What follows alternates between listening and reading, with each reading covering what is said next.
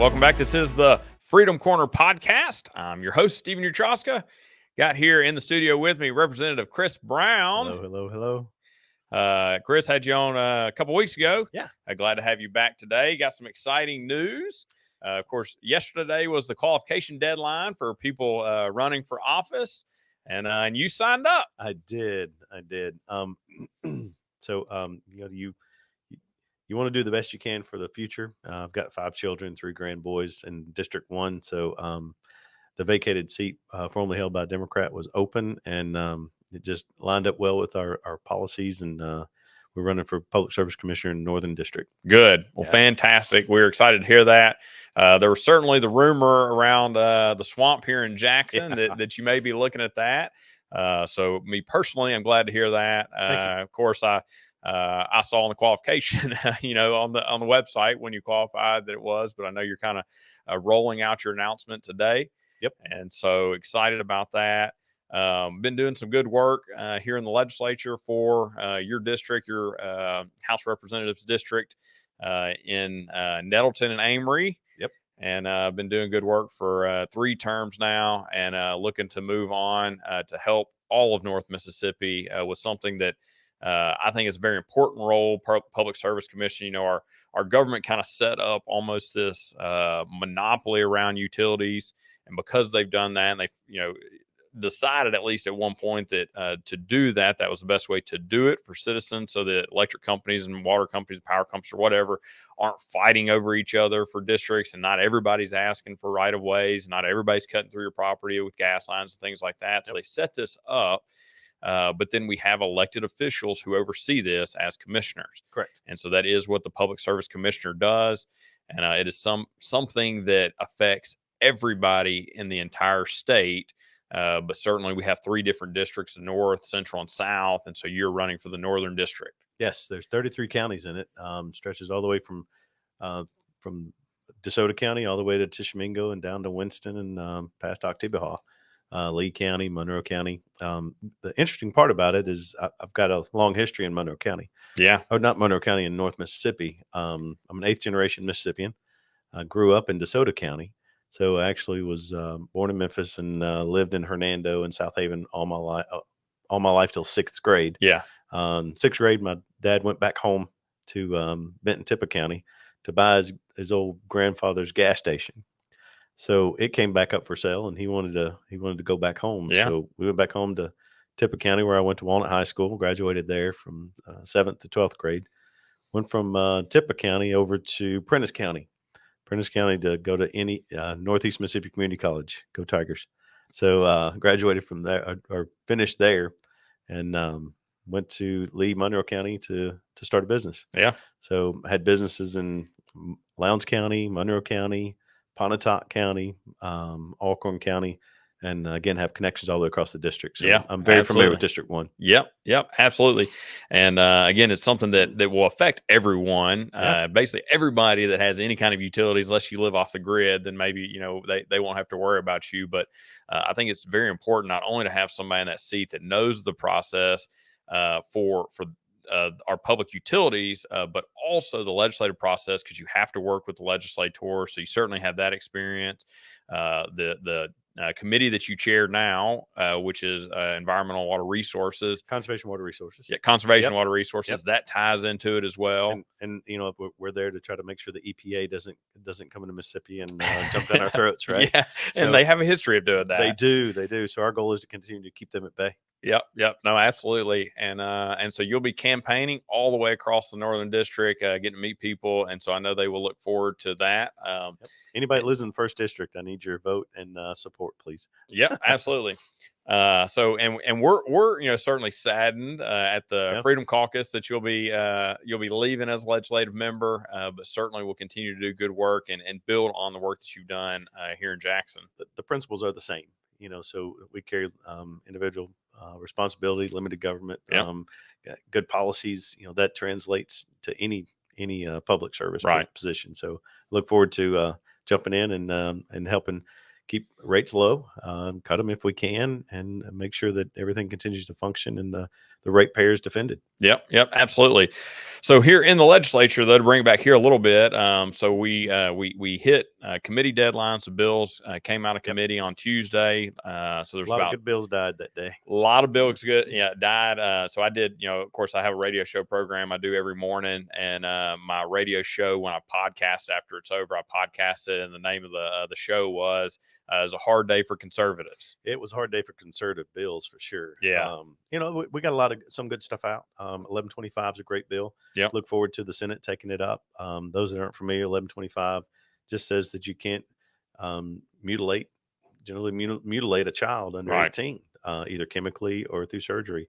So we passed it largely among party lines in the House. I was a co-author of that bill. Yep. So it went to the Senate, and I think it's out of committee, but hasn't been to the Senate floor yet. Right. So that's that'll be a good piece of legislation in itself. Yeah, and they still have a few weeks for that. We'll come up next week. Next Thursday, a week from today, will be the floor deadline for bills that originated in the opposite house, right? Yeah, and the same chamber. So next week, a week from today, is House bills off the House floor. So the Senate still has plenty of time to pass a House bill. So hope they will do that. But yeah, and it also includes pre-op services for it too for children. And that was one of the issues we saw. The Mississippi Freedom Caucus pointed out and sent out emails over the summer about that, because we found that University of Mississippi's Medical Center was not doing the surgery itself for children, but children as young as 12, they were doing kind of the pre-op services for that, you know, giving them hormone therapy, giving them the psychological evaluations and therapies they need to get ready to send them out of state for the child mutilation. So this bill actually included that as well. Sure it did. So it's pretty tight. And again, it's all designed to protect children. Yeah. I mean, they can't even children can't get tattoos. You can't get married until 21 in the state of Mississippi. My son got married at 20, married his childhood sweetheart from church. And I had to sign for him. Yeah. You cannot in the state of Mississippi get married till you're 21. So you can't get a driver's license until you get 18. You know, just all on and on and on. So you're not an adult, and we say it over and over again. You're not able to make those life-changing decisions Absolutely until after 18. And if anybody doesn't think this is a life-changing decision, they're not paying attention. Right. Well, there was the event that we went to a couple of weeks ago, and there was actually a young girl there who came and talked about it. Oh, it was so moving. It was powerful. She was one that was had gender dysphoria, if you will. She was told that she was a boy through school, and she tried to transition to a boy. Yeah. And she couldn't afford the surgery. And so today she's very thankful for that. Right. Because I think she said she attempted suicide. Yeah. And then realized that all this is not what she's supposed to do. And, all that was part of her problem. Right. And so she went back to being a female. And now she's sharing her testimony and warning young people that don't do this. Yeah. That's right. Yep. So that was certainly a good bill. There's a lot of other good bills, religious exemption bills for vaccines. It failed. CON bill failed. Well, thanks to Chairman Yancey and drug policy, he attempted to bring out CON reform. Yep. It was a small CON reform, and basically it just did drug rehabilitation beds. And he couldn't even get it passed out of the committee. So he got well, I think Chairman Lee Yancey, I think he and 2 or 3 of the Freedom Caucus members that were in the room, they were the only ones that voted for it. That's correct. I think the few other Republicans and all the Democrats that were in that committee voted against certificate of need reform, which is a free market bill. It is a free market bill, and it wasn't wide. The bill he took up was, I think it was House Bill 10. It was not far reaching. Right. I mean, it was a small bite at the apple, and hospitals were outside to try to make sure they get the members in shape. Oh yeah. But I think the votes were there until he got to committee, and I applaud him for trying it. I did it back when I was Medicaid chairman, and it was pretty much the same result. Yeah. Well, there was certainly one Republican in the committee that is employed by the hospitals that is very against certificate of need, because of course she profits from it. And so she was leading the charge, at least on the Republican side of it, try to get other Republicans to vote against it. But yeah, so there was certificate of need failed. The vaccine religious exemptions failed. That was a contentious fight in the Senate, wasn't it? Yeah. I didn't see it, but I heard it was pretty contentious. Yeah. Well, Angela Hill on that side was, defending it pretty well. And it was, Briggs Hobson that was fighting against it. Wow. And Okay. so, but I heard came out afterwards that apparently his father was a doctor who was very, well respected and well known doctor. And so that may have had something to do with it. How close was the vote? I don't know. I didn't see Okay. the vote itself. So yeah, Was it in committee or on the I think it floor? was just in committee. Okay, gotcha. Yeah. So they probably didn't get a roll call. Right. Yeah. Yep. So, but that is dead in the House as well. Election integrity. Yep. All dead. Parents' Bill of Rights. Parents' Bill of Rights. That That was the Speaker the himself. Speaker's bill. I don't understand that. It one. died. Yeah. So basically, it just empowered parents to know what their kids are learning, to Yep. know what's going on with their own Transparency children. bill. Yeah, it's completely complete transparency, and it was it died. Yeah. That was shocking to me. Yep. So lots of good bills died. Of course, lots of bad bills made it out, and Yep. they're on the calendar now. You guys have started going through it. Big day yesterday. You guys had about 225 bills on the calendar yesterday. Got through 57 of them yesterday. All but one of them passed. The one bill that failed was the annexation bill. Correct. That basically just put tighter restrictions on cities from being able to annex. It was a common sense bill, in my opinion. Yeah. Oh, me because too. You can't annex an area until you can provide city services for Right. them. So if you're going to charge them extra taxes for being in the city, you've got to provide those services to them. Yep. So it was a common sense bill. Well, so I lived in Hattiesburg for a while and for many years, and the city of Hattiesburg kept trying to annex my street where I lived. Right. And so I fought them, on and off for multiple times. Multiple times they tried to take it to court and annex us. And there were areas of the city of Hattiesburg that they had annexed over 10 years ago, and they had still not provided services for them. Wow. So But they're charging collecting the taxes. Yes, businesses and residences. They were charging city taxes to them, but not providing services to them.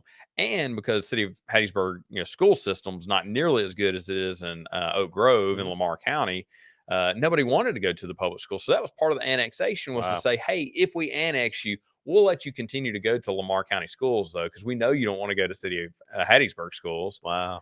So that was part. I mean, from the very beginning, they said we're not going to have you send you to city schools. You can stay in Lamar County schools, but they weren't providing sewage, they weren't providing water, they weren't providing any other city services that they're supposed to be providing. You were left out on your own because now the county's not sending you services either. Right. So I think that bill's held on the motion to reconsider. So hopefully it'll come back. I hope so. So the interesting topic that's going around the Capitol is setting up a new justice system. Yes. Court system in Jackson. Yep. What do we think about that?